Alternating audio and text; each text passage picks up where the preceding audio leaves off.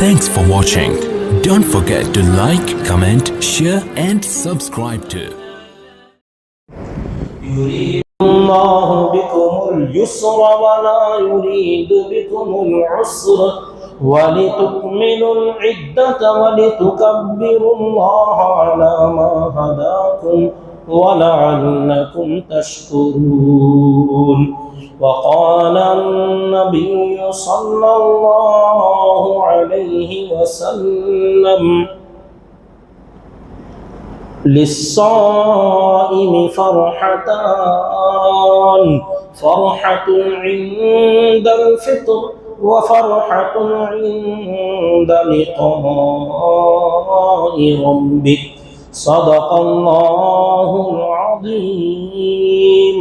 وصدق رسوله النبي الكريم ونحن على ذلك لمن الشاهدين والشاكرين والحمد لله رب العالمين. اللهم صل على محمد وعلى آل محمد كما صليت على إبراهيم وعلى آل إبراهيم إنك حميد مجيد. اللهم بارك على محمد وعلى آل محمد كما باركت على إبراهيم وعلى آل إبراهيم إنك حميد مجيد. محترم بزرگان اسلام و برادران ملت اور میرے معزز سامعین کرام، اللہ تبارک و تعالیٰ کا احسان عظیم ہے کہ ماہ رمضان بالکل قریب آ چکا ہے. اگلا جمعہ انشاءاللہ تعالی میں اور آپ روزے سے رہیں گے. اللہ تعالیٰ سے دعا کرتے رہیں کہ اللہ رب العزت ہم تمام کو ماہ رمضان ضرور بالضرور نصیب فرمائے اور اس سے اپنی آخرت سنوارنے کی اللہ تعالیٰ ہمیں توفیق نصیب فرمائے. آمین. اللہ تبارک و تعالیٰ نے قرآن مجید میں جو فرمایا، جو ابھی میں نے آیت شریفہ پڑھی کہ اے ایمان والو تم پر روزے فرض کیے گئے جیسا کہ تم سے پہلے لوگوں پر بھی روزے فرض کیے گئے تھے. اس کا مقصد تاکہ تم بچ جاؤ یا بچنے والے بن جاؤ، متقی بن جاؤ. اور فرمایا تم میں سے جو کوئی آدمی بیمار ہو یا مسافر ہو، حالت سفر یا حالت مرض، ان دو صورتوں میں اختیار ہے، اجازت ہے، چھوٹ ہے کہ روزہ چھوڑ سکتے ہو. لیکن چھوڑنے کا مطلب یہ نہیں کہ معاف ہو گیا. روزہ اور نماز یہ دو عبادتیں ایسی ہیں جو بندوں پر معاف نہیں ہوتی، اور بالخصوص روزے والی عبادت ہر مسلمان مرد اور عورت بالغ سب کے اوپر یہ روزے فرض ہیں. چاہے روزہ رکھنے کی طاقت ہو تب بھی فرض ہے، روزہ رکھنے کی طاقت نہ ہو تب بھی فرض ہے. طاقت نہیں ہے تو پھر کیسے رکھ سکتے ہیں؟ اللہ تعالیٰ نے اس کا آگے مسئلہ بتایا ہے. لیکن بہرحال فرض تو سب کے اوپر ہے. نماز البتہ جو عورتیں ایام حیض میں یا نفاس میں جو ناپاکی کی حالت میں ہوتی ہیں، ان کی نمازیں وہ نمازیں چھوڑ بھی دیں گی اور وہ نمازیں معاف بھی ہو جائیں گی، کیونکہ ان کی تعداد زیادہ ہوتی ہے. ان نمازوں کی تعداد زیادہ مقدار میں ہوتی ہے، اس لیے اللہ تعالیٰ نے اپنے فضل سے ان نمازوں کو معاف کر دیا جو عورتوں پر گزرتی ہیں ناپاکی کی حالت میں، اس کی قضا نہیں ہے. لیکن روزے والی عبادت ایسی ہے کہ ایام ناپاکی میں روزے معاف نہیں ہوتے، بس روزہ نہیں رکھیں گے مگر اس کی قضا بعد میں ضروری ہے۔ تو اللہ تعالیٰ نے یہاں جو فرمایا فَمَنْ كَانَ مِنْكُمْ مَرِيضًا أَوْ عَلَى سَفَرٍ، کہ تم میں جو کوئی بیمار ہو یا حالت سفر میں ہو، تو یہ نہیں کہا کہ چھوڑ دو، بلکہ فرمایا فَعِدَّةٌ مِّنْ أَيَّامٍ أُخَرَ، دوسرے دنوں میں جب تم بیماری سے صحت یاب ہو جاؤ، بیمار آدمی تندرست ہو جائے تو جب صحت ملے تب رکھ لینا۔ مسافر جب سفر مکمل ہو جائے واپس آ جاؤ، اقامت میں آ گئے، اپنی جگہ پر آ گئے تو حالت اقامت میں اپنے روزے رکھ لینا، لیکن روزے معاف نہیں ہوئے۔ پھر آگے فرمایا وَعَلَى الَّذِينَ يُطِيقُونَهُ، یہاں مفسرین اکرام نے یہ فرمایا ہے وَعَلَى الَّذِينَ لَا يُطِيقُونَهُ، اصل میں لفظ ہے کہ جن لوگوں کو روزے رکھنے کی طاقت نہیں ہے، جن کے پاس ایسی حالت نہیں ہے کہ وہ روزہ رکھ سکیں، تو اللہ تعالیٰ نے فرمایا فَفِدْيَہ، ان کے اوپر بھی روزہ فرض ہے مگر اب وہ روزہ نہیں رکھ سکتے تو ان کے لیے ایک دوسری چیز ہے۔ ایسے لوگ جو شیخ فانی کہلاتے ہیں، بالکل قریب المرگ، بڑھاپے کے ایسے اسٹیج پر پہنچے ہیں کہ اب ان لوگوں کا پھر سے صحت یاب ہونا تقریباً ناممکن ہے۔ ہو تو سکتا ہے، ممکن تو ہے کہ اللہ تعالیٰ کسی کو صحت دے کے کھڑا کر دے، پھر ممکن ہے، لیکن حالات سے، شواہد سے ایسا پتہ چلتا ہے کہ اب یہ بندہ یا بندی صحت مند نہیں ہو سکتے، اب کوئی سدھرنے کے، سنبھلنے کے، پھر سے طاقتور بننے کے کوئی ایسے حالات نظر نہیں آ رہے ہیں، تو ان کو کہا جاتا ہے شیخ فانی۔ تو ایسے قریب المرگ جو لوگ ہیں، بالکل موت کے قریب جو لوگ ہیں، طاقت بالکل نہیں ہے، تو اللہ تعالیٰ نے فرمایا فَفِدْيَہ، تو ان کے اوپر بھی روزہ فرض مگر ایک روزے کے بدلے میں ایک فدیہ ادا فرما دیں۔ فدیہ جو صدقہ فطر جو رمضان میں آخر میں دیا جاتا ہے عید کی نماز سے پہلے، ایک فطرہ، یہ ایک روزے کا فدیہ کہلاتا ہے۔ تو بہرحال معاف تو کسی پر نہیں، جو رکھ سکتے ہیں وہ رمضان کے مہینے میں اب رکھ لیں، جیسے رمضان شروع ہوا روزہ کی عبادت پر آ جائیں۔ فی الحال نہیں رکھ سکتے تو ٹھیک ہے، رخصت ہے سفر کی وجہ سے، سفر اتنا لمبا ہے یا ایسا تھکا دینے والا ہے کہ جیسے گرمی کا موسم ہے، یہاں سے دہلی جا رہے ہیں، اب ٹرین کا یا بس کا یا کار کا سفر ہے، آدمی اس میں بڑا پریشان ہو جاتا ہے، پیاس اور بھوک ستانے لگتی ہے، تو اللہ نے فرمایا اب روزہ میری طرف سے اجازت ہے، چھوڑ سکتے ہو لیکن معاف نہیں ہوگا۔ رمضان میں ایک دو روزے سفر کی حالت میں چھوٹ گئے، باقی روزے رکھ لو، رمضان کے گزر جانے کے بعد پھر ان روزوں کی قضا کر لو جو تم نے چھوڑ دیا تھا۔ کوئی آدمی بیمار ہو گیا، ایسا بیمار کہ وہ ہاسپٹلائز ہو گیا، ایڈمٹ ہو گیا، یا گھر پہ ہی رہ کر ایسا بخار میں، ایسی نقاہت، کمزوری، ایسے لا علاج بیماریاں جیسے شوگر، بی پی وغیرہ، جس کے اندر آدمی کو کمزوری ایسی آ گئی کہ بیماری میں روزہ نہیں رکھ سکتا، فرمایا اجازت ہے اب نہ رکھو، علاج کراتے رہو،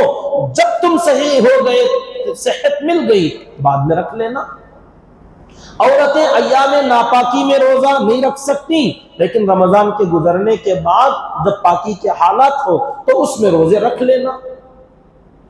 لیکن ایک بات یہ فرما دیا اللہ کے نبی صلی اللہ علیہ وسلم نے کہ رمضان میں روزہ رکھنے کا جو ثواب اللہ تعالیٰ عطا فرماتے ہیں نا، یہ رمضان کا کوئی روزہ چھوٹ جائے سفر کی وجہ سے یا بیماری کی وجہ سے یا اور کسی وجہ سے چھوٹ جائے، بعد میں اسے روزہ رکھنے کی توفیق بھی ملے، بعد میں روزہ قضا بھی کر لے، تو یہ ہے کوٹا پورا ہو جائے گا کہ ایک مہینے کے روزے رکھنے تھے، دو چار روزے چھوٹ گئے، بعد میں رکھ لیا تو ایک مہینہ پورا ہو جائے گا، کوٹا تو پورا ہو جائے گا، لیکن فرمایا جو ثواب اللہ تعالیٰ رمضان کے مہینے میں عطا فرماتے ہیں، رمضان کے بعد ایک روزے کے بدلے میں 1 مہینہ رکھ لے یا 10 مہینے رکھ لے یا 1 سال رکھ لے یا 10 سال روزے رکھ لے یا 50 سال بلکہ پوری زندگی روزے رکھتا چلا جائے تو ہر روزے کا ثواب ضرور ملے گا، لیکن رمضان کے ایک روزے کا جتنا ثواب ملتا ہے اتنا پوری زندگی کے روزوں کا ثواب نہیں ہوتا،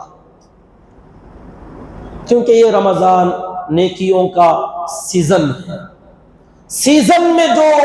مال آتا ہے، جیسے اب آم کا سیزن آئے گا، سیزن کے اندر جو آم آتا ہے اس کا جو ٹیسٹ ہوگا، اس کا جو مزہ اور لذت ہوگی اور اس کے استعمال کے اندر جو لطف آئے گا وہ ان سیزن میں آدمی کھا کر دیکھے۔ ان سیزن میں 10-10 50-50 کلو اب لا کر رکھ لیں آپ اور کھانے کی کوشش کریں، وہ لطف، وہ مزہ، وہ ٹیسٹ بالکل نہیں آتا۔ ہر چیز کا ایک سیزن ہوتا ہے اور اسی سیزن کے اندر آدمی اس چیز کا استعمال کرے تو وہ چیز بڑی لذیذ، مزیدار اور لذت دینے والی اور واقعتاً ٹیسٹ ویسا اس کے اندر موجود ہوتا ہے۔ تو رمضان کی عبادت کا بھی اللہ تعالیٰ نے ایسا مزہ اور ایسا لطف اور ایسا ثواب رکھا ہے کہ اس کا مزہ اور اس کا جو ثواب ہے یہ رمضان کے علاوہ، رمضان چھوڑ کر پوری زندگی ایک آدمی اگر 100 سال بھی زندہ رہے، ایک روزے کے برابر ثواب پانا چاہے، پوری زندگی 100 سال بھی روزے رکھ لے تو ایک روزے کے برابر وہ نہیں ہو سکتا۔ تو اتنا بڑا اللہ تعالیٰ نے رمضان کو مقام اور مرتبہ عطا فرمایا ہے۔ اور ایک حدیث پاک میں ہے، حدیث قدسی ہے، اللہ تعالیٰ ارشاد فرماتے ہیں الصوم لی وانا اجزی بہ، کہ روزہ خالص میرے لیے ہوتا ہے، روزہ خالص میرے لیے ہوتا ہے اور روزے کا بدلہ بھی صرف میں ہی دیتا ہوں۔ حالانکہ ہم نماز جو پڑھتے ہیں اس میں بھی نیت ہوتی ہے کہ نماز پڑھتا ہوں میں واسطے اللہ کے لیے پڑھ رہا ہوں۔ قربانی کرتے ہیں، قربانی میں بھی آدمی کہتا ہے کہ اللہ تیری ہی طرف سے یہ قربانی کا جانور ہے اور تیرے ہی رضا کے لیے دے رہا ہوں، اللہم منکا ولکا، تیرے ہی لیے قربانی کر رہا ہوں۔ اب وہاں قربانی میں بھی بولتا ہے کہ اللہ کے لیے، نماز میں بھی بولتا ہے کہ میں اللہ کے لیے پڑھ رہا ہوں۔ تلاوت قرآن کی کرے، نیت ہی ہے کہ اللہ قرآن کی تلاوت سے راضی ہو جائے، اللہ تیرا قرآن تیری لیے پڑھ رہا ہوں۔ جاتے ہوئے صدقہ اور خیرات کوئی فقیر مانگتا ہے کہ بھی اللہ کے نام پر دے دو تو اللہ کے نام پر دے دیتا ہے۔ تو ہر عبادت اللہ کے لیے ہے، لیکن خاص کر حدیث میں آتا ہے اللہ فرماتے روزہ میرے لیے ہے۔ روزہ خاص ایک ایسی عبادت ہے جس کے اندر کوئی دوسرا شامل ہو ہی نہیں سکتا، یہ صرف اور صرف میری رضا کے لیے رکھا جاتا ہے۔ کیوں ایسے؟ پہلے بھی ہم نے بتایا، پھر بھی جب بھی یہ موقع آتا ہے ہر بار اس کو ہم دہراتے ہیں تاکہ یاد تازہ ہو جائے، یاد دہانی ہو جائے اور لوگوں میں ایک شوق پیدا ہو جائے، اس لیے ہم اس کا مذاکرہ ہر بار کرتے ہیں۔ نماز میں نیت تو کی اللہ کے لیے، لیکن یہ نماز جو ہم پڑھتے ہیں، یہ جو نماز کا جو ڈھانچہ ہے، یہ بہت سارے لوگ دیکھ لیتے ہیں اور کبھی نہ کبھی آدمی کے دل دماغ میں خیال کہیں نہ کہیں آ جاتا ہے کہ لوگ دیکھ رہے ہیں، مجھے نمازی سمجھیں گے، میں بڑا عبادت گزار ہوں، مجھے اور اچھی نماز پڑھنا چاہیے۔ کہیں نہ کہیں نہ بھی آئے، بہت سارے لوگوں نے دیکھ تو لیا، مال صدقہ اور خیرات زکوٰۃ دیتے ہوئے کوئی نہ کوئی دیکھ ہی لیتا ہے،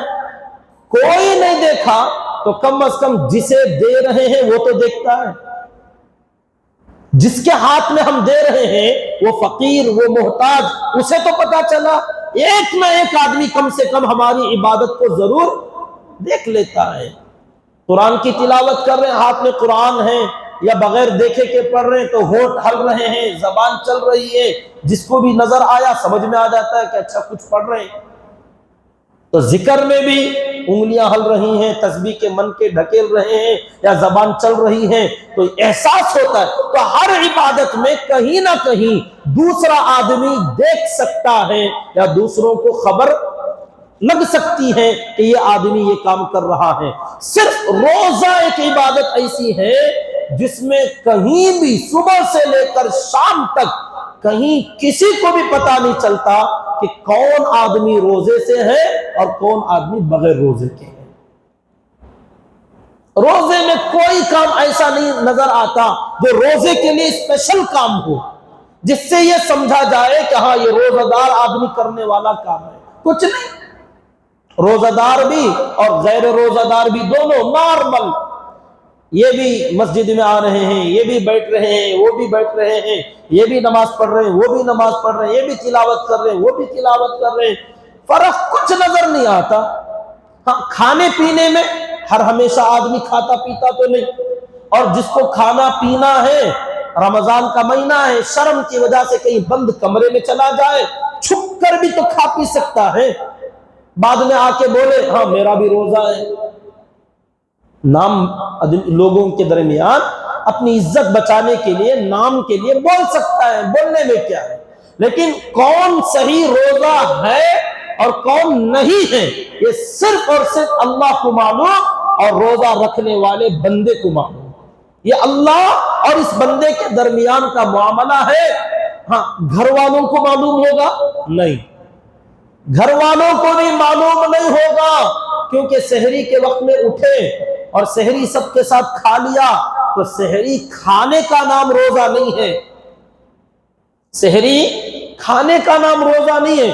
کچھ لوگ ایسے بھی ہوتے ہیں صبح میں اٹھتے ہیں، روزہ داروں کے ساتھ سحری میں بھی کھاتے ہیں، پھر بعد میں ناشتہ بھی کھاتے ہیں. گھر والے سب کھا رہے ہیں تو نیند سے جاگ گئے، اب کیا کرتے ہیں، چلو سب کھا رہے، بھوک لگی ہے ہم بھی تھوڑا کھا لیتے ہیں. اب سحری والوں کے ساتھ بیٹھ کر سحری کھا لیا، پھر صبح میں 10-12 بجے تھوڑی بھوک لگی تو کہیں ہوٹل میں وہاں یہاں بیٹھ کے کچھ اور بھی کھا لیا. تو سحری کھانے سے روزہ نہیں سمجھ میں آتا. یا کوئی آدمی چہرہ بنا کر بیٹھ جائے روزہ داروں کی طرح، کچھ چہرہ لٹکا لے، اپنے چہرے پر بھوک اور پیاس ظاہر کرے، اس سے بھی سمجھ میں نہیں آتا. بیماری میں بھی ایسا ہو جاتا ہے. تو کون حقیقت میں روزہ رکھا صبح سے شام تک، صبح صادق سے لے کر غروب آفتاب تک برابر کون آدمی روزے سے رہا اور کس نے روزے میں گڑبڑی کی کہ کسی کو پتہ نہیں چلتا. کیونکہ روزہ دار آدمی بھی وضو کے لیے بیٹھتا ہے اور وضو میں بہترین میٹھا پانی اگر لے لے، گھر کے اندر لوٹے میں پانی سے وضو کرنے لگے، اب وضو میں تو کلی کرنا ہی ہے. تو اب صبح سے جو بندہ بھوکا پیاسا ہے، دوپہر کا وقت ہے، پیاس لگی ہے، گرمی کی شدت ہے، پانی منہ میں لیا جیسے بچپن میں کرتے تھے، آدھا اندر آدھا باہر کر دیا، کسے پتا چلے گا؟ پانی منہ میں لیا ہے، بچپن میں کر لیا کرتے تھے نا، پتہ نہیں چلتا تھا. ہم سمجھتے بڑے چالاک آدمی ہیں، آدھا اندر لے لیا آدھا باہر تھوک دیا اور بعد میں کہہ دیا الحمدللہ میرا روزہ ہے. یہ تم بول سکتے، لیکن اللہ جس بندے کے روزے کو روزہ کہتے ہیں وہ یہی کہ بندہ برابر صبح سے شام تک روزے کی کنڈیشنز کو فالو کرے. تو روزہ ایک ایسی عبادت ہے جو اللہ کے نبی صلی اللہ علیہ وسلم نے فرمایا. اللہ تعالیٰ فرماتے ہیں کہ روزہ صرف اور صرف میرے لیے ہوتا ہے، اس کے اندر کوئی کسی کو شریک کر ہی نہیں سکتا. باقی عبادتوں میں ہو سکتا ہے ریاکاری ہو جائے، روزے میں ریاکاری نہیں ہوتی. اور افطار کے ٹائم پر بیٹھ جانا، افطار کے لیے کچھ سموسے لا لینا، فروٹ لا لینا، روزہ داروں کے ساتھ دسترخوان پر بیٹھ جانا، یہ بھی روزہ دار ہونے کی نشانی نہیں ہے. یہ بھی نہیں. ایک زمانے میں ایک نواب صاحب روزہ بالکل نہیں رکھتے تھے مگر افطار کا بڑا اہتمام کراتے تھے. روزانہ روزہ داروں کو بلاتے، اپنے گھر میں بڑا وسیع دسترخوان لگاتے اور افطار کراتے اور خود روزہ داروں کے ساتھ بیٹھ کر روزہ افطار کرتے اور بڑا اہتمام کرتے اس کا. لوگوں سے کہتے بھی روزہ دار آؤ ہمارے یہاں افطار کریں گے، اور پورے روزہ دار آتے افطار کے لیے دسترخوان پر بیٹھتے. نواب صاحب کا روزہ نہیں تھا، ایک روزہ نہیں رکھتے. کسی نے پوچھ لیا حضرت نواب صاحب آپ تو روزہ نہیں رکھتے مگر افطار بہت اہتمام سے کراتے ہیں، یہ کیا بات ہے؟ کہا کہ پورا چھوڑ کر پورا کافر ہو جاؤں، پورا ہی چھوڑ دوں، افطار بھی، سحری بھی، روزہ بھی؟ ارے کم سے کم افطار تو کر لیتا ہوں تاکہ ذرا تو مسلمان رہوں۔ تو بعض لوگ افطار کے لیے روزہ داروں کے ساتھ بیٹھ گئے کھانے کے لیے، تو جیسے کچھ لوگ سحری میں بیٹھتے ہیں، کچھ لوگ افطار میں بیٹھتے ہیں، تو افطار یا سحری کے لیے دسترخوان پر بیٹھ جانا یہ روزہ دار ہونے کی نشانی نہیں ہے، غیر روزہ دار بھی بیٹھ سکتا ہے۔ تو میرے دوست اور بزرگوں، روزہ کون ہے کون نہیں ہے یہ صرف اللہ کو پتا چلے گا، اس لیے فرمایا روزہ میرے لیے ہے، اور ایسے اخلاص والی عبادت کا ثواب، باقی ہر عبادت بندے جو کرتے ہیں اس کا ثواب ہم نے فرشتوں سے کہہ دیا ہے کہ وہ لکھ لیں، نماز کا اتنا ثواب، ذکر کا اتنا ثواب، زکوٰۃ کا اتنا ثواب، تلاوت کا اتنا ثواب، لیکن روزہ ایک ایسی عبادت ہے اللہ فرشتوں سے کہتے ہیں اس کا ثواب چھوڑ دو، میں خود عطا کر دوں گا۔ یہ میرے اور میرے بندے کے درمیان راز ہے، اور اس پر میں کیا ثواب دوں گا وہ میں تم فرشتوں کو بھی نہیں بتاؤں گا، کیونکہ میرے بندے نے اس عبادت کو کسی کو نہیں بتایا، تو اس کا ثواب بھی میں تم فرشتوں کو بھی نہیں بتاؤں گا۔ یہ میرا بندہ آئے گا اور میں اس کو ایسا دوں گا، ایسا دوں گا، انا اجزی بھی، کہ میں میرے بندے کو بدلہ میں خود دوں گا۔ اور یہ لفظ وانا اجزا بھی، اجزی بھی کا ترجمہ میں نے اب تک کیا کہ میں خود میرے بندے کو بدلہ دوں گا۔ لفظ اگر اس کو وہاں زبر زیر پیش نہیں لگاتے عربی میں، یہ آسانی کے لیے لوگوں کو لگا دیتے ہیں، ورنہ جو اصلی جو عربی زبان ہے، عربی جو اوریجنل جو لینگویج ہے، اس کے اندر زبر زیر پیش لگاتے نہیں ہیں، بغیر زبر زیر پیش کے اس کو ایسی جو ماہر ہوتے ہیں عربی کے وہ پڑھ لیتے ہیں، وہ سمجھ لیتے ہیں، اور ایسی بات چیت بھی ہوتی ہے۔ علماء الحمدللہ ویسا بھی پڑھتے ہیں، جتنی بخاری مسلم شریف جتنی حدیث کی کتابیں ہیں وہ بڑی بڑی عربی کی کتابیں لے کر دیکھیں، آج بھی ان کتابوں میں زبر زیر پیش نہیں ہے۔ وہ اعراب زبر زیر پیش ہم لگاتے ہیں کہ یہاں کون سا لفظ لگانا چاہیے، کیسا لگانا چاہیے، کیوں لگانا چاہیے، یہ سارا 7-8 سال میں سیکھتے ہیں۔ قرآن مجید میں بھی اگر کسی قرآن کے نسخے میں اعراب زبر زیر پیش نہ ہو لوگوں کو پریشانی ہوگی، لیکن ہم علماء کے لیے الحمدللہ قرآن مجید کے زبر زیر پیش لگانا ہم اپنی طرف سے لگائیں گے، کیونکہ ہم جانتے ہیں الحمدللہ عربی کا ورڈ کون سا کیسا رہے گا۔ اجزی بھی پڑھیں تو کیا معنی آئے گا، اجزا بھی پڑھیں گے تو کیا معنی آئے گا، اور یہاں کیا صحیح ہے۔ جیسے صراط الذین انعمت علیہم، تو انعمت کا معنی کیا آئے گا، انعمت کا معنی کیا آئے گا، یہ الگ الگ معنی آتے ہیں اس کی زبر زیر پیش کے بدلنے سے۔ تو بہرحال یہ لفظ اجزی بھی، میں خود بدلہ دوں گا، اور ایک اسی کو پڑھتے اجزا بھی، اس کا ترجمہ ہے کہ میرا بندہ جب روزہ رکھے گا تو میرے بندے کو ثواب نہیں دوں گا، میرے بندے کو ثواب نہیں دوں گا، بلکہ میں خود میرے بندے کو مل جاؤں گا۔ وَأَنَا أُجْزَى بِهِ، میں اپنے آپ کو میرے بندے کو عطا کر دوں گا کہ میرے بندے تو نے روزہ میرے لیے رکھا، لے میں تیرا ہو گیا۔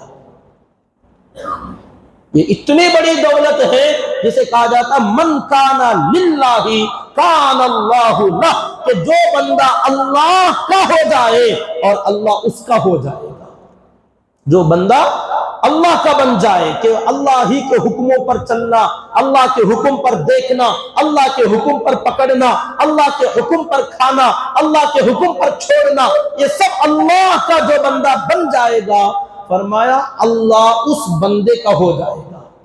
جب یہ بندہ ہر کام اللہ کی طرف دیکھ دیکھ کے کرتا ہے کہ اللہ نے کیا کہا، کرنے کے لیے کہا یا نہیں کرنے کے لیے، کھانے کے لیے کہا نہیں کھانے کے لیے، یہ پہن سکتے کہ نہیں پہن سکتے، ہر چیز اللہ کی مرضی کے مطابق چلتا ہے، تو یہ بندہ جب کہے گا اے اللہ یہ مسئلہ ہے، تو اللہ کہیں گے ٹھیک ہے میں نے تیرا کام پورا کر دیا، اے اللہ یہ ضرورت ہے تو اس کا وہ حل مسئلہ کر دیا۔ کسی کے لیے مانگتا ہے اللہ اس کی ضرورت پورا فرما دیتے ہیں، کیونکہ بندہ جب اللہ کا بن جائے تو اللہ اس کے بن جاتے ہیں۔ تو روزہ دار آدمی جب اللہ کے لیے روزہ رکھتا ہے تو اللہ تعالیٰ بدلے میں خود اپنے آپ کو دے دیتے ہیں کہ چل میں تیرا ہو گیا، میں تجھ سے راضی ہو گیا، اب کبھی میں تجھ سے ناراض نہیں رہوں گا۔ دیکھیے روزہ ایک ایسی عبادت ہے جو بندے الحمدللہ پہلے سے کرتے آئے ہیں، ان کے لیے تو مزید کچھ کہنے کی ضرورت نہیں، وہ انشاءاللہ کرتے رہیں گے۔ جن لوگوں کے اندر کبھی کمی کوتاہی، سستی، غفلت آتی ہے، ان کے ایک شوق کے لیے کچھ باتیں بتانا ضروری ہے۔ اللہ تعالیٰ نے ہم کو بہت ساری نعمتیں عطا فرمایا، ان میں سے بڑی قیمتی جو نعمتیں اللہ نے عطا فرمایا، ایک تو ہماری زندگی، ہمارا جسم، ہماری جان، ہمارا وقت، ہمارا مال، جو اللہ تعالیٰ نے عطا فرمایا ہے کہ یہ جو ہماری جان ہے، ان اللہ اشتری من المؤمنین انفسہم، لوگوں کی جانیں، واموالہم، اور ان کا مال۔ یہ جو قیمتی جو اللہ تعالیٰ نے نعمتیں عطا فرمایا ہے، ان نعمتوں کو دینے والا اللہ ہے کہ اللہ نے ہمیں دیا، دینے کے بعد فرمایا کہ میرے بندو میری ان نعمتوں میں سے کچھ تھوڑا تھوڑا مجھے بھی دیا کرو، اپنی جو تمہاری ضرورت کے لیے میں نے دیا اس میں سے کچھ مجھے بھی دے دیا کرو۔ حالانکہ اصل میں ہونا کیا چاہیے کہ سب کچھ میں نے دیا ہے اور پورے کا پورا مجھے دے دو، پورا زندگی میں نے دی، پوری زندگی مجھے واپس دو، پورا وقت میں نے دیا ہے، سارا وقت واپس مجھے دو، تم میرے بنائے ہوئے ہو، تم پورے کے پورے میرے بن جاؤ، سارا مال میں نے دیا اور سارا مال تم واپس مجھے دے دو۔ اصل میں ہونا تو یہ چاہیے تھا۔ اسی لیے کسی کہنے والے نے کیا بہترین کہا، جان دی ہوئی اسی کی تھی، حق تو یہ ہے کہ حق ادا نہیں ہوا، کہ کیا کیا ہم نے اللہ کو اپنی طرف سے کوئی ایکسٹرا ایسی چیز جو اللہ کی نہیں ہو اور ہم اللہ کو دیں۔ ایسی کوئی چیز ہے کہ یہ اللہ کی نہیں ہے اور ہماری ہے اور ہم اللہ کو دے رہے ہیں؟ یہ جو گفٹ ہوتا ہے، ہدیہ ہوتا ہے، جو تحفہ ہوتا ہے، وہ تحفہ، وہ چیزیں دی جاتی ہیں وہ ہماری نہیں ہوتی، وہ آپ کی اپنی ملکیت ہوتی ہے، اس میں سے کوئی آدمی ہدیہ، گفٹ، تحفہ دیتا ہے۔ ایسا بھی کوئی ہدیہ ہوگا کہ میری ہی چیز آپ کے پاس ہے اور آپ لا کر کہیں کہ حضرت لو تمہاری چیز ہدیہ ہے آپ کے لیے؟ ایسا کبھی ہوتا ہے؟ ہدیہ جو دیا جائے گا جس کو دے رہے ہیں وہ اس کی چیز نہیں ہوگی، اپنی چیز سامنے والے کو ہدیہ دیتے ہیں۔ مگر ہم نے اللہ کو آج تک جو بھی دیا ہے وہ سب اللہ ہی کا ہے اور اللہ کو ہم نے ریٹرن دیا ہے، اور اس پر ہمیں ثواب کی بھی امید ہے۔ تو اللہ تعالیٰ کی دی ہوئی نعمتیں، اصل میں تو حق یہ تھا کہ سارا وقت اللہ کو دے دیا جاتا، کیونکہ اللہ نے فرمایا وَمَا خَلَقْتُ الْجِنَّ وَالْإِنسَ إِلَّا لِيَعْبُدُونَ، کہ ہم نے تو انسانوں اور جنانوں کو پیدا کیا ہی عبادت کے لیے ہے۔ اب جب پیدا ہی اس مقصد سے ہوئے تو ہر وقت اللہ کی عبادت میں لگے رہتے، لیکن اللہ نے فرمایا تم پورا وقت مجھے نہ دو، اس میں سے تھوڑا سا وقت دے دو۔ 5 وقت کی نماز کا مسئلہ ہے، ہم بلائیں گے تو اس میں سے 5 وقت میرے گھر پہ آ جانا اور اللہ کے دربار میں سجدہ کر لینا، اور باقی زندگی میں اپنا وقت اپنی ضروریات میں استعمال کرنا، لیکن تھوڑا میرا خیال رکھ کر کہ میں جس طریقے سے کہوں اس طریقے سے چلتے رہنا، بس حلال حرام اس میں سے تھوڑا بچتے بچاتے چل جانا، بس تھوڑا سا وقت۔ اللہ نے 5 وقت کا نماز کا وقت مانگا اللہ تعالیٰ نے کہ یہ 5 وقت میں مشکل سے اگر آدھا گھنٹہ بھی دے دیا جائے 2.5 گھنٹہ لگتے ہیں، آدھا گھنٹہ بھی کہاں لگے گا نماز میں، 10-15 منٹ کا وقت۔ زکوٰۃ اللہ تعالیٰ نے جن بندوں کو مال دیا فرمایا انفقوا مما رزقناکم، جو ہم نے تمہیں دیا ہے اس میں سے 40واں حصہ خرچ کرو۔ 40 میں سے 39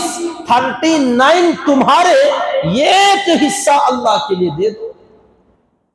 100 میں سے 2.5% نکالو اس میں سے تمہارے لیے، باقی سب تمہارا ہے، 2.5% اللہ کے لیے، اتنا کم۔ تو ایسے ہی روزہ یہ ہمارے جسم کی زکات ہے، مال کی زکات دی جاتی ہے، وقت میں سے اللہ کی عبادت کے لیے وہ وقت جو نکالا گیا وہ اللہ کے لیے ہمارے وقت میں سے زکات ہے، وہ ہمارے وقت کی زکات ہے، وہ ذکر میں بیٹھو، تلاوت میں بیٹھو، وہ ہمارے وقت کی زکات نکلتی کہ جتنا چاہے نفل دو۔ اچھا زکات فرض ہوتی ہے اور نوافل جو ہیں وہ ایکسٹرا اپنی طرف سے جو جتنا لگانا چاہے لگا لے، لیکن اتنا تو دینا ہی چاہیے۔ اگر اتنا بھی نہیں دو گے تو پھر تم گنہگار ہوگے۔ 5 وقت کی نماز کا وقت، اتنا وقت تو اللہ کو ایک مسلمان دینا ہی چاہیے کہ ایک دن اور رات کے 24 گھنٹوں میں سے 24 گھنٹے تمہارے کھانے کے، پینے کے، پہننے کے، سونے کے، عیش کرنے کے، موج مستی کرنے کے، تمام وقت تمہارا، اس میں سے 5 نمازوں کے لیے 2.5 گھنٹہ بھی اگر نکال لیا جائے، اگر دیکھیں تو پیدا کرنے والے خالق کے لیے 2.5 گھنٹہ اور باقی جتنا وقت بچا وہ ہمارے لیے بہت کم۔ اور کوئی آدمی یہ بھی نہ دے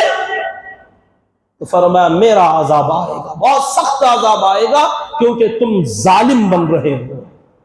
زکات اتنا مال تمہیں دیا، اس میں سے 2.5% نکالنا تھا، باقی سارا مال تمہارا، اپنی ضرورت میں لگاؤ، کھاؤ پیو کلو وشربو ہنیئا، جو مزے کرنا چاہو کرو،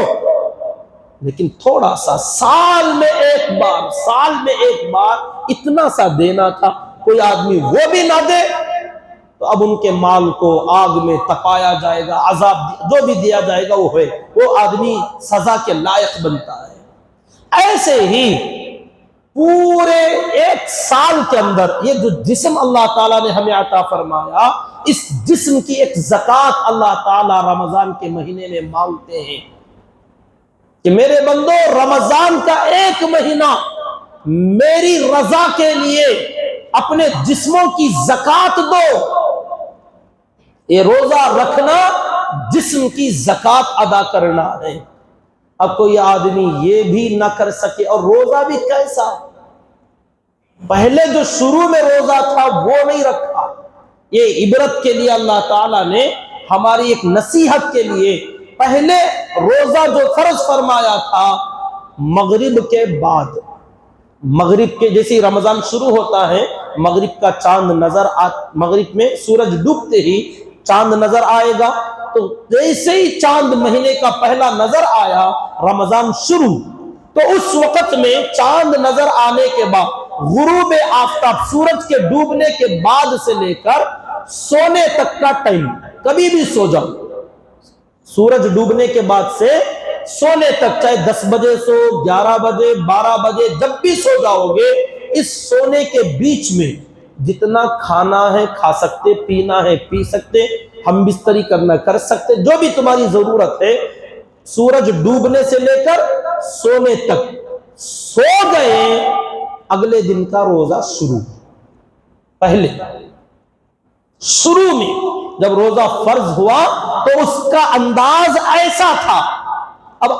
اگلا دن روزہ رکھ لیے، سورج ڈوبا، غروب آفتاب ہوتے ہی روزہ افطار ہوا، روزہ افطار کے بعد مغرب کی نماز آپ نے پڑھ لی، اب مغرب کے بعد جب بھی سو جاؤ گے اگلے دن کا روزہ شروع۔ اٹھنے کے بعد کچھ نہیں کھا سکتے، چاہے رات میں 12 بجے اٹھو، 4 بجے اٹھو، کچھ نہیں کھا سکتے تھے، لیکن اللہ تعالیٰ نے شروع میں یہ روزے فرض فرمائے۔ صحابہ کرام پر جب بہت شاق گزرا، بہت بھاری پڑنے لگا، تو اللہ تعالیٰ نے یہ حکم پہلے دیا تھا تاکہ بعد والوں کو سمجھ میں آئے کہ اگر ویسا روزہ فرض فرما دیتے تو ہمارا حال کیا ہوتا۔ اب اللہ تعالیٰ نے فرمایا کہ رمضان کی راتوں میں کلو وشربو، کہ اب تم راتوں میں کھا بھی سکتے، سو گئے، سو کر اٹھنے کے بعد بھی جب تک سورج طلوع ہونے کا وقت، صبح صادق جسے کہتے ہیں، کہ ابھی طلوع آفتاب تو بعد میں ہے، صبح صادق اس سے پہلے جو صبح کی جو پاؤں پھٹتی ہے اس وقت میں صبح صادق تک اللہ تعالیٰ نے مہلت دے دی، چاہے اس کے درمیان میں سو جاؤ یا بغیر سوئے کے پوری رات جاگتے رہو، طاق راتوں میں جیسے جاگتے ہو، اگر جاگنا چاہو پوری رات جاگو، یا سونا چاہے مغرب سے عشاء کے درمیان سو کر اٹھ جاؤ، یا عشاء کے بعد جا کر تراویح کے بعد جا کر سو گئے، جب چاہے سو جاؤ، کھا کر سو جاؤ یا بغیر کھائے کے سو جاؤ، جب اٹھو گے صبح صادق سے پہلے اگر ٹائم ہے تو سحری کے نام سے کھانا چاہتے ہو خوب کھاؤ، جتنا کھانا چاہتے ہو کھا سکتے ہو، اجازت ہے۔ صبح صادق تک کا ٹائم، جیسے ہی وہ سحری کا آخری وقت لکھا رہتا ہے، وہاں سے اب روزہ شروع ہوگا، پھر غروب آفتاب، جیسے ہی سورج ڈوبا افطار ہوا، افطار کے بعد ایک تو چھوٹا افطار، جیسے ہی سورج ڈوبا ایک چھوٹا سا افطار، جو کہ ہمارا تو وہ بھی بہت بڑا افطار ہوتا ہے، کہ یہاں تم نے روزہ افطار کر لیا، مغرب کے بعد جا کے پھر ایک بڑا افطار، مستقل کھانا کھانا ہے، ٹھیک ہے وہ بھی کھا لو۔ عشاء کی نماز میں آ گئے، تراویح پڑھ لیے، اب یہاں تو ماشاءاللہ تراویح کے درمیان میں بھی ایک چھوٹی چھوٹی افطار چلتی ہے، یہاں سے نکلو پھر گھر گئے، سونے سے پہلے پھر کچھ بچا کچا جو بھی ہے افطار میں انتظام ہوا تھا، سموسے بچ گئے، فروٹ بچ گئے، یا کچھ کھانے کی اشتہا ہو رہی ہے، پھر ایک بار کھا کے سو جاؤ، کھا سکتے، پھر سوئے، صبح میں الارم لگا لیا 3 بجے، 2:30 بجے، 3:30 بجے اٹھ گئے، پھر صبح صادق تک کھانا ہے کھاؤ۔ اتنا کھانے کے بعد صرف درمیان کا تھوڑا سا وقت، جو کہ اگر دیکھا جائے صرف دوپہر کے جو کھانے کا وقت ہوتا نا، یہ ایک ذرا ٹائم بدلتا ہے، بس ناشتہ صبح میں 7، 8، 9 بجے کھانے والے ذرا جلدی کھا لیتے ہیں، رات کا کھانا شام میں کھا لیتے ہیں، صرف دوپہر کا ایک وقت کا کھانا ہے، وہ بھی چھوڑنا نہیں، ڈیلے کرنا، تاخیر کرنا۔ بہت سارے لوگ تاخیر کرتے ہیں، کاروبار میں، سفروں میں پریشان رہتے ہیں کہ دوپہر کا کھانا نہیں کھاتے، بس تھوڑا سا پانی کی پیاس اور اپنی جو خواہشیں ہوتی ہیں، جن کو بیڑی، سگریٹ، پان، گٹکا وغیرہ کی عادت، یہ چیزیں تھوڑا رہ کے یاد آتی ہیں، یہ چیزیں ستاتی ہیں، بندہ ان چیزوں کو تھوڑا چھوڑ دے اور کھانا پینے کا وقت تھوڑا سا آگے پیچھے کرے۔ بلکہ ہم تو یہ کہتے ہیں اور ہمارا تجربہ ہے کہ لوگ باقی 11 مہینوں میں اتنا نہیں کھاتے جتنا رمضان کے ایک مہینے میں کھاتے ہیں، اتنا کھاتے ہوئے روزہ رکھنا۔ لوگ کہتے ہیں نہیں حضرت بہت وقت، اتنا مشکل، اتنی تکلیف ہو گئی کہ لوگ تھوڑا سا آپ اپنا وقت چینج نہیں کر سکتے۔ اب جو بندہ یہ بھی نہیں کر سکتا تو بتاؤ اسے کتنی بڑی سزا دے جانا چاہیے کہ اللہ کے لیے اتنا بھی نہیں کر سکتے، اپنے کھانے کے ٹائمنگز کو بدلنا۔ اور بعض مرتبہ شروع کے ایک 4-5 دن یا 8 دن سمجھ لو تکلیف ہوتی ہے، بعد میں تو ایسی عادت بن جاتی ہے، رمضان کے گزرنے کے بعد صبح سویرے بھوک لگتی ہے، عادت سی بن جاتی ہے، روزے رکھنا ایک دم آسان ہو جاتا ہے۔ اب لوگوں کو یہ بھی مشکل، اور مزید یہ کہ اتنی سی عبادت پر ثواب اتنا بڑا کہ اللہ تعالیٰ نے جو فرمایا کہ اتنا سا وقت میرے لیے دو اور اس کے بدلے میں اس کا ثواب میں خود دوں گا، یا اس کا ثواب اور اس کے بدلے میں میں خود میرے بندے کو مل جاؤں گا۔ کیا کہنے اللہ تعالیٰ کی عطا کے، اللہ کی دین کے، کہ بندوں کے تھوڑے سے وقت کو آگے پیچھے کر لینے پر بھی یہ اجر اور یہ ثواب ہے۔ ایک مسئلہ ذہن سے نکل گیا تھا کہ جو بیمار لوگ، اللہ نے 2 لوگوں کو آپشن دیا، فَمَنْ كَانَ مِنْكُمْ مَرِيضًا أَوْ عَلَى سَفَرٍ، کہ جو بیمار ہوں یا مسافر ہوں یہ روزے کو تھوڑا چھوڑ سکتے ہیں، لیکن رمضان کے بعد اسے پھر قضا کرنا ہی ہے۔ تو بیمار جو لوگ ہیں ان میں سے جو عورتیں حمل سے ہوں، ان کو اگر ڈاکٹر منع کر دے تو یہ بھی چھوڑ سکتی ہیں۔ اور جو دودھ پلانے والی عورتیں ہیں، اگر یہ روزہ رکھیں، بچہ کمزور ہے اور ابھی ابتدائی زمانہ، شروع زمانہ ہے کہ ان کو دودھ کے علاوہ کوئی دوسری چیز یا باہر کی چیز استعمال نہیں کرا سکتے، تو ایسی مجبوری کی حالت میں بھی یہ دودھ پلانے والی عورت بھی بیمار کے حکم میں آئے گی، حاملہ عورت بھی بیمار کے حکم میں آئے گی۔ اور ایسے ہی کوئی بیمار ایڈمٹ ہے، اس کی بیمار پرسی کے لیے، اس کی دیکھ بھالی کے لیے ایک آدمی یا ایک مرد یا ایک عورت ہسپتال میں ہے، اب یہ ان کی دیکھ بھالی، ان کے لیے دوائیاں لانا، ہسپتال میں ادھر ادھر گھومنا پھرنا، ڈاکٹروں کے پاس آنا جانا، یہ جو تیمارداری میں ایک آدمی خدمت میں لگا ہوا ہے، اگر یہ روزہ رکھ لے گا تو بیمار کی صحیح خدمت نہیں ہو سکتی۔ تو ایسی صورت میں یہ آدمی بھی روزہ چھوڑ سکتا ہے، لیکن چھوڑنا بالکل مناسب نہیں۔ چھوڑ سکتے تو ہیں، لیکن چھوڑیں گے ایسا کہ رمضان کے بعد پھر وہ روزے رکھنا ہی ہے، کبھی نہ کبھی قضا تو کرنا ہی ہے۔ رمضان میں چھوڑو، بعد میں رکھ لو، لیکن بعد میں رکھنے کا کیا فائدہ؟ جیسا کہ میں نے شروع میں کہا، رمضان کا چھوڑا ہوا ایک روزہ پوری زندگی اگر اس کے بدلے میں روزے رکھے تو اس ایک روزے کا ثواب بندے کو نہیں ملے گا جو رمضان میں ملتا ہے۔ تو پھر ایسا چھوڑنے کا مطلب ہی کیا؟ جب رکھنا ضروری ہے اور ثواب بھی اتنا نہیں ملنے والا ہے، اور بعد میں ماحول بھی ویسا نہیں ملے گا کہ پورے لوگ کھاتے پیتے ہیں، میں اکیلا روزہ رکھوں، یہ ہوتا بھی نہیں، تو بہتر یہ ہے کہ رمضان میں ہی آدمی روزہ رکھ لے، تھوڑی بہت دقت تکلیف برداشت کرے۔ اور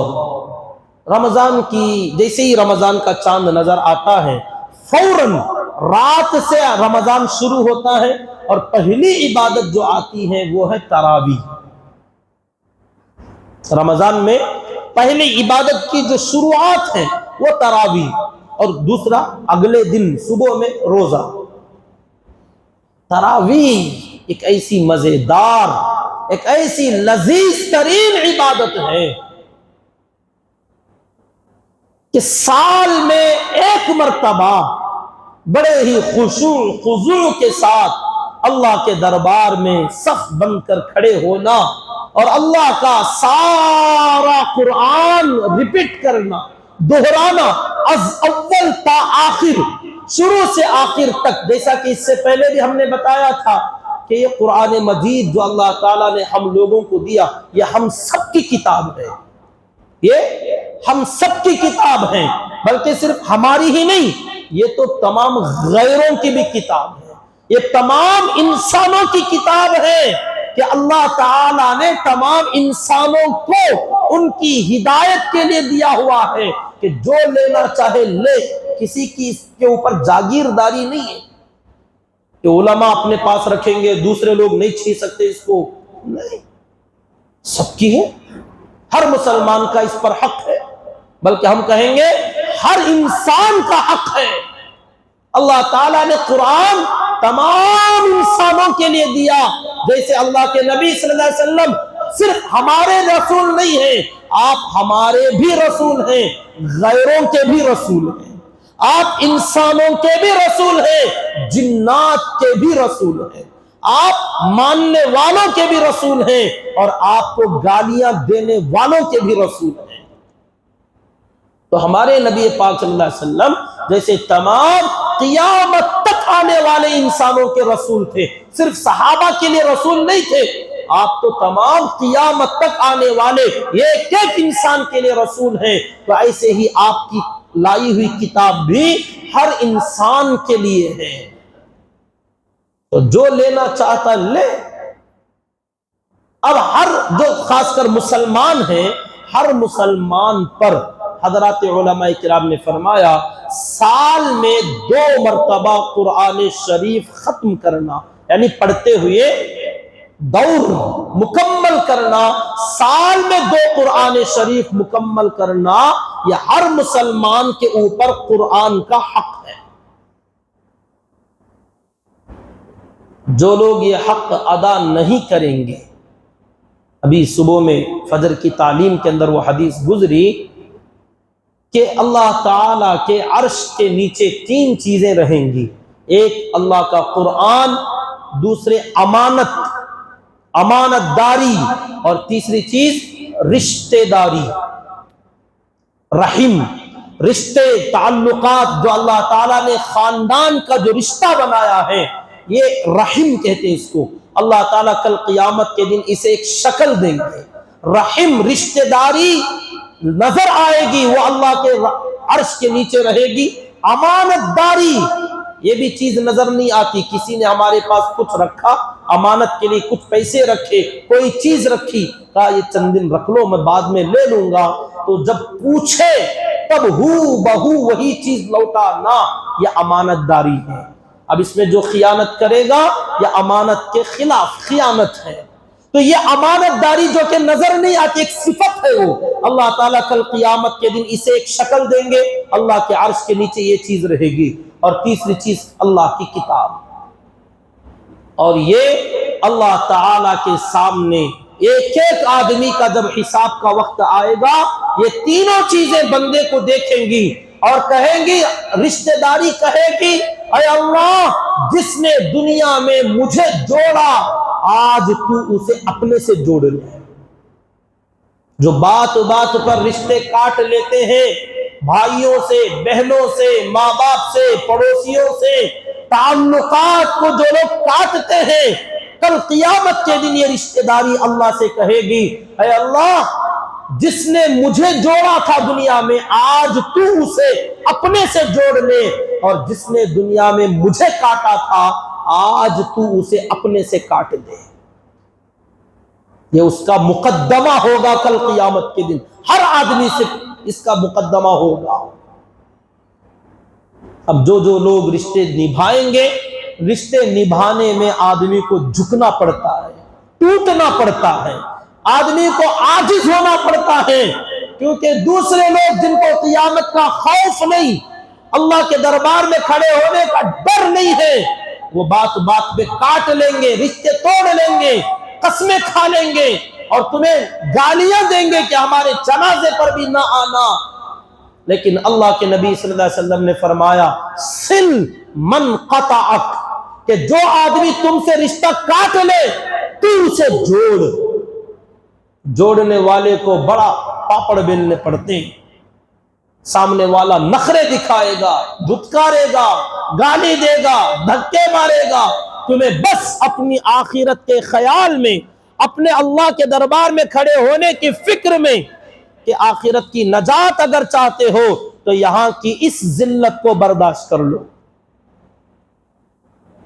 اگر کوئی یہاں ذلیل ہونا نہیں چاہتا تو پھر کل قیامت کے دن کی ذلت کے لیے تیار ہو جائے۔ اللہ ہماری حفاظت فرمائے۔ ایسے ہی امانت داری، کہ جس کی امانت لوگوں نے خیانت کر لی، کچھ رکھا تھا اس میں سے اس نے کچھ کمی بیشی کر دی، کم زیادتی اگر ہو گئی ہیں، تو یہ بھی اللہ تعالیٰ سے جھگڑا کرے گا کہ اے اللہ اس نے میرا لحاظ نہیں رکھا، آج تو اس کا بھی کچھ لحاظ مت کر۔ اصل جو آج ہمارا جو ٹاپک ہے اس کے اوپر یہ ہے کلام اللہ۔ اللہ کے نبی صلی اللہ علیہ وسلم نے فرمایا، القرآن حجت لک او علیک۔ قرآن مجید کی 2 کیفیتیں ہیں، یا تو قرآن تیرے لیے دلیل بنے گا یا تیرے خلاف دلیل بنے گا۔ 19ویں پارے میں پہلا صفحہ ایک آیت ہے، اللہ تعالیٰ نے فرمایا، کل قیامت کے دن میرے رسول صلی اللہ علیہ وسلم ایک مقدمہ لے کر آئیں گے۔ اللہ کے نبی صلی اللہ علیہ وسلم کا مقدمہ ہوگا، آپ دعویٰ کریں گے، اور کس کے اوپر؟ اپنی امت کے اوپر۔ اور دعویٰ کیا ہوگا؟ وقال الرسول، رسول کل قیامت کے دن ہم سے کہیں گے، یا ربی، اے میرے پروردگار، ان قوم اتخذوا ھذا القرآن مہجورا، یہ میری قوم ہے جس نے اس قرآن کو چھوڑ دیا تھا۔ میں نے یہی قرآن دینے کے لیے ان کے پاس آپ نے مجھے بھیجا تھا،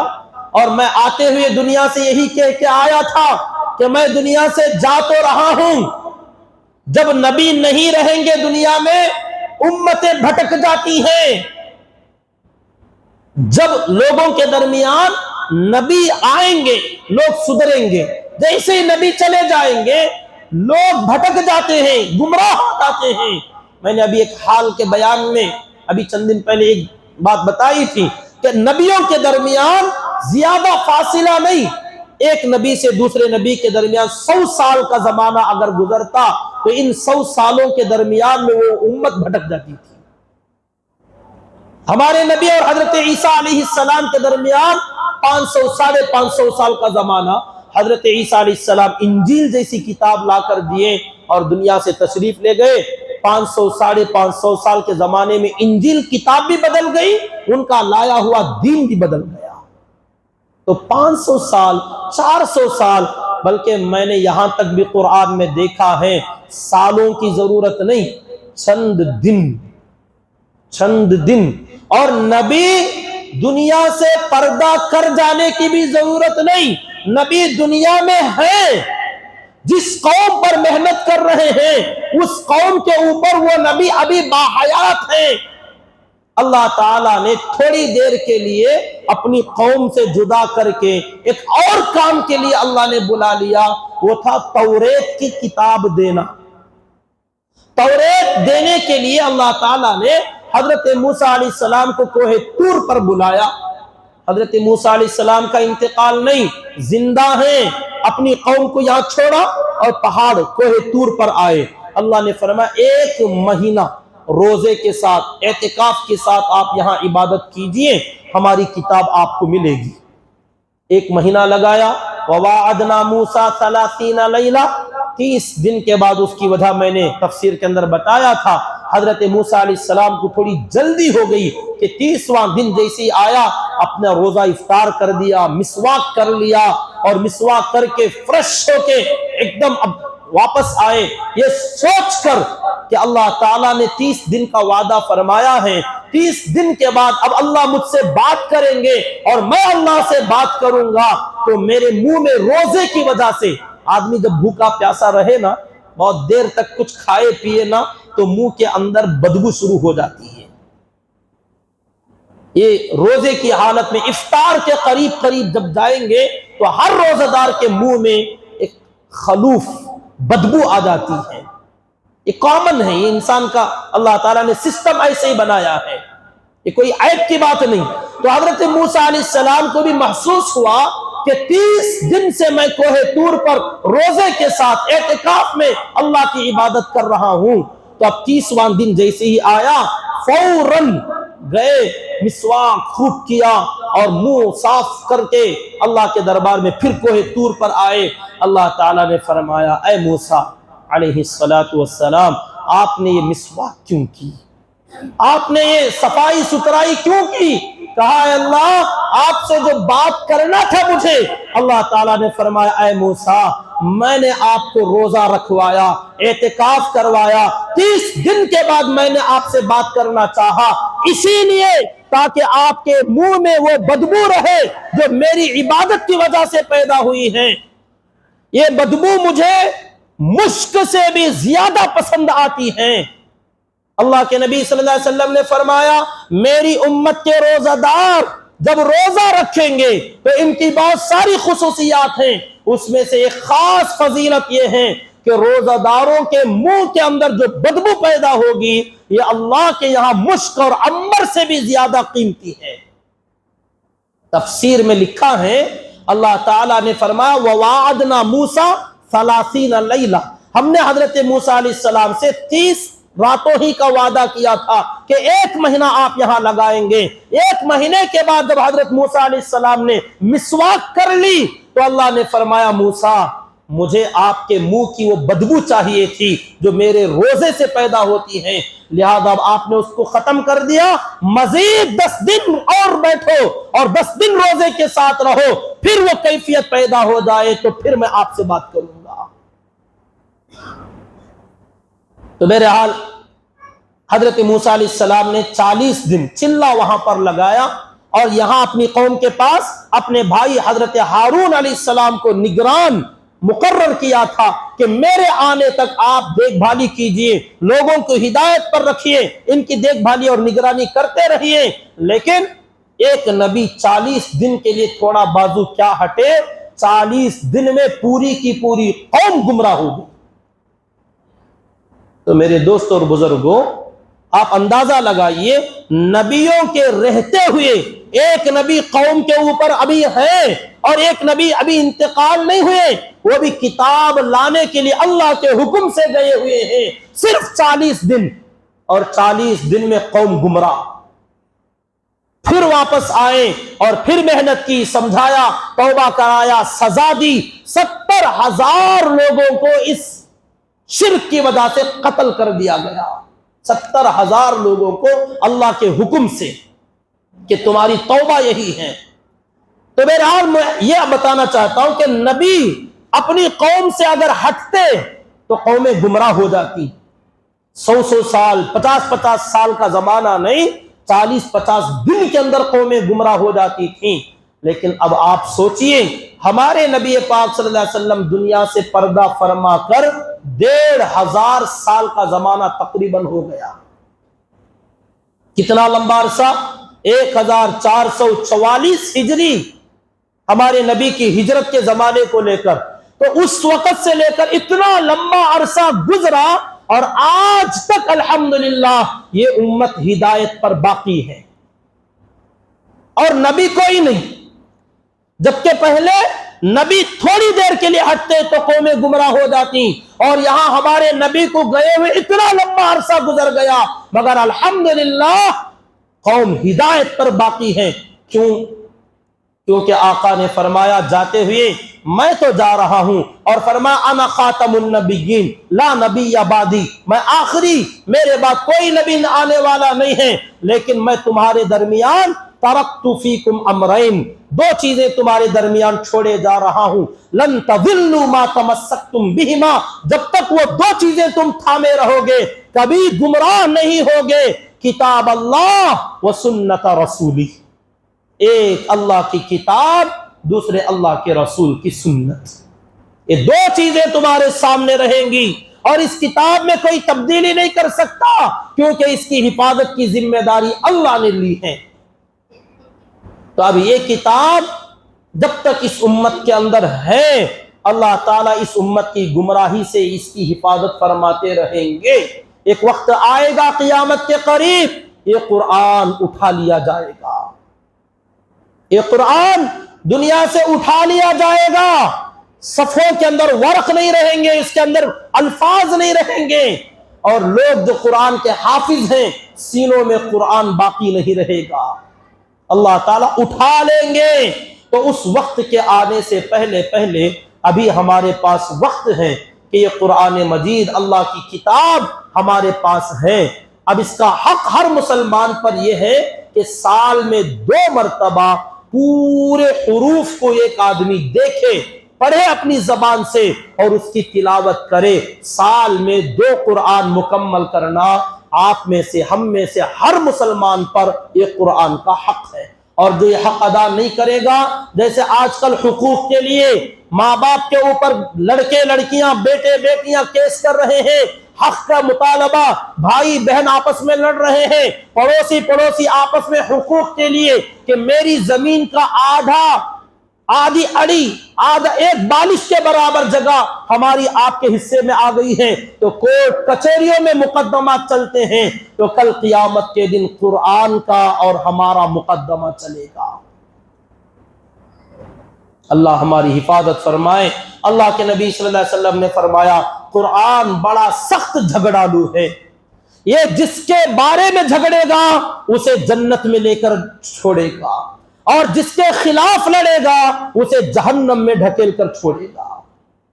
چاہے تم کتنے بھی اچھے رہو یا کتنے بھی برے رہو۔ اگر قرآن تمہارے فیور میں آ جائے قیامت کے دن، سمجھ لینا تم کامیاب، اور اگر قرآن تمہارے خلاف کھڑا ہو جائے، اللہ نہ کرے، چاہے تم کتنے اچھے کیوں نہ رہو، جہنم میں گرا کر چھوڑے گا۔ اللہ کے رسول صلی اللہ علیہ وسلم کا بھی مقدمہ قرآن کی آیت ہے، 19واں پارہ پہلے صفحے کے اندر یہ آیت ہے، وقال الرسول یا رب ان قوم اتخذوا هذا القرآن مہجورا، اے اللہ یہ میری قوم ہے جس نے اس قرآن کو چھوڑ دیا تھا۔ اور قرآن بھی کہے گا اے اللہ اس میں سے کون کون مجھے اپنے سینے سے لگاتا تھا، کون مجھے دیکھتا تھا، کون مجھے آنکھوں سے لگاتا، ماتھے پہ لگاتا، ہونٹوں سے چومتا، اور کون مجھے کھول کر پڑھتا تھا، میری تلاوت کرتا تھا، اپنے سینے سے لگاتا اور اپنے دل میں بٹھانے کی فکر کرتا، کسے مجھ سے محبت تھی۔ کل قیامت کے دن قرآن ایک ایک ایسے عاشق قرآن کو پہچانے گا اور دعویٰ کرے گا ہاں اے اللہ یہ میرا ہے، یہ میرا ہے، یہ میرا ہے، اور جس نے زندگی میں دیکھا ہی نہیں۔ اللہ ہم سب کی حفاظت فرمائے۔ میرے دوستوں اور بزرگوں، بڑے کٹھن حالات ہیں، بس ایک پڑھنا بھی نہیں آتا، تلاوت نہیں آتی، تو بچا ایک ہی راستہ کہ رمضان میں ایک مرتبہ پورا قرآن شریف سنانے والے حفاظ ہر مسجد میں الحمدللہ آج موجود ہیں، بہترین انداز میں قرآن کی تلاوت ہوتی ہے۔ اگر اب بھی نہ سنے، ایک تو پڑھے نہیں، پڑھنا سیکھا نہیں، حق ادا نہیں کیا، کم از کم شوق میں، خوف میں، ڈرتے مرتے ہوئے آؤ، اس شوق میں آؤ کہ سارا قرآن اے اللہ سال میں ایک بار پڑھ تو نہیں سکا، کم سے کم سن تو بھی لوں، سن تو بھی لوں، کچھ تو منہ رہے قیامت میں اللہ سے کہنے کا اے اللہ میں نے تیرا قرآن بڑی محبت سے سنا تو تھا۔ اب جو لوگ یہ بھی نہیں کر سکتے، بتاؤ ان کے لیے کیا ہونا چاہیے؟ تو میرے دوست اور بزرگوں، ایک عبادت روزے کی ہے اور ایک عبادت تراویح کی ہے۔ تراویح میں سارا قرآن الحمدللہ آپ جس محلے میں رہتے ہیں، جہاں رہتے ہیں، بہترین سے بہترین قرآن پڑھنے والے آپ کے محلے میں اگر پڑھ رہے ہیں، آپ ان کے پیچھے پڑھیے، جلدی اور شور مت مچائیے کہ جلد بازی میں بھاگم بھاگ جلدی جلدی سجدے ٹھونک دیے اور بھاگ گئے۔ سال میں ایک بار رمضان آ رہا ہے، زندگی میں اگلا رمضان مقدر میں ہے کہ نہیں پتہ نہیں، اگر اب بھی احساس نہیں ہوتا تو اس ایک ہفتے کے درمیان رمضان آنے سے پہلے پہلے تھوڑا ہسپتال چلے جانا، ہسپتالوں کو وزٹ کرنا، گورنمنٹ ہسپتال چلے جاؤ، ان وارڈوں میں جاؤ جہاں ایکسیڈنٹ والے لیٹے ہوئے ہیں، جہاں پیشنٹ ایسے ایڈمٹ ہیں، ہم سے اٹے کٹے، ہم سے بہترین نوجوان ایک ایک لقمے کے محتاج پڑے ہوئے ہیں، ان کا کھانا پانی بند ہو کے مہینے گزر گئے ہیں، وہ لکوڈ پر، پانی پر ان کی زندگی چل رہی ہے، اور ہم سے بھی زیادہ طاقتور پہلوان قسم کے نوجوان اپنے پیروں پر کھڑے نہیں ہو پا رہے ہیں، اپنے پیر توڑوا کے ہسپتالوں میں ایڈمٹ ہوئے ہیں۔ ایک نظر وہاں جا کر وزٹ کرنا، ان کو دیکھ کر آ جانا تاکہ عبرت مل جائے کہ اچھا ہے ایسے بھوکے پیاسے رہنے سے اللہ کی رضا کے لیے اپنی خوشی سے بھوکے رہ جائیں، ورنہ تو اللہ بھوکا رکھے گا، وقت لائے گا اللہ تعالیٰ، تم چاہو گے تب بھی کھانے کو نہیں ملے گا۔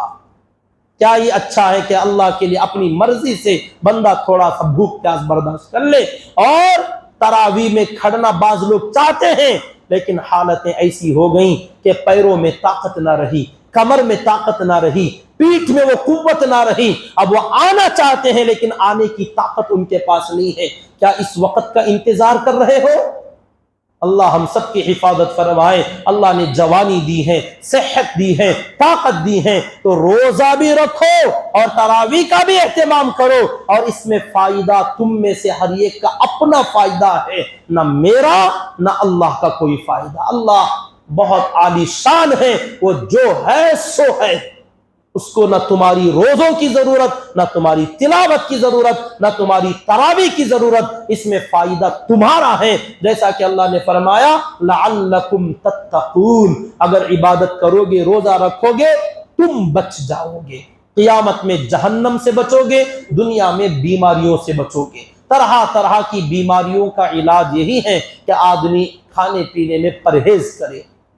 اور روزہ کیسا ہونا چاہیے انشاءاللہ اگلا جمعہ عرض کر لیں گے اگر زندگی باقی رہی، کہ روزے میں روزہ بھی روزہ ہونا چاہیے، روزہ دار بندوں کے لیے کیونکہ ابھی رمضان شروع نہیں ہوا، اس لیے ہم نے روزہ رکھنے کے اوپر ترغیب دی۔ اگلا جمعہ انشاءاللہ روزہ رکھے ہوئے لوگ رہیں گے، تو روزہ کیسا ہونا چاہیے انشاءاللہ اس کے اوپر تفصیل سے بات کر لی جائے گی۔ اللہ تعالیٰ سے دعا کریں کہ اللہ رب العزت مجھے اور آپ کو رمضان کی قدر کرنے کی توفیق عطا فرمائے، رمضان میں ایک ایک دن روزے سے گزارنے کی اور ایک ایک رات اللہ کی تراویح میں عبادت میں اپنا وقت گزارنے کی اللہ توفیق عطا فرمائے، آمین۔ وآخر دعوانا ان الحمدللہ رب العالمین۔ جاتے ہوئے مسجد کے اخراجات کے لیے دل کھول کر تعاون کرتے ہوئے جائیں، جو حضرات سنت نہیں پڑھیں وہ سنت پڑھ لیجیے۔